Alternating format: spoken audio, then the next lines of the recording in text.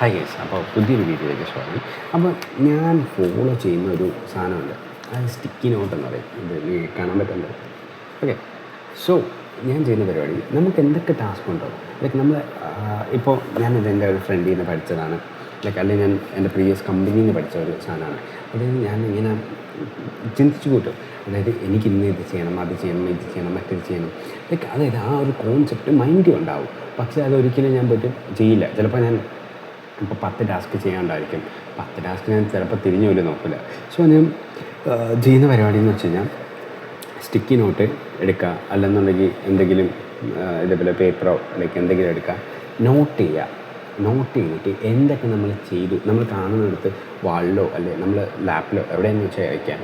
Like നമ്മൾ എന്നിട്ട് നമ്മൾ ചെയ്യേണ്ട ടാസ്കുകളെല്ലാം ഇത് നോട്ട് ചെയ്യുക. ആൻഡ് ഇങ്ങനെ ചെയ്യുന്ന സമയത്ത് നമുക്ക് കിട്ടുന്ന ബെനിഫിറ്റ് എന്താണെന്ന് വെച്ച് കഴിഞ്ഞാൽ നമ്മൾ പരമാവധി ആ ടാസ്കുകൾ ചെയ്ത് തീർക്കാൻ തോന്നും.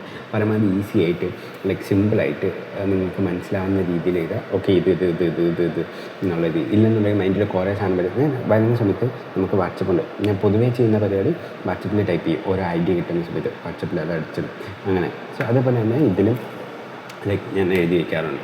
That's it. അപ്പോൾ നമ്മൾ കീപ്പ് ചെയ്യുക, ജസ്റ്റ് ഫോളോ ചെയ്തൊക്കെ നല്ല സക്സസ് ആയിട്ട് കിട്ടും.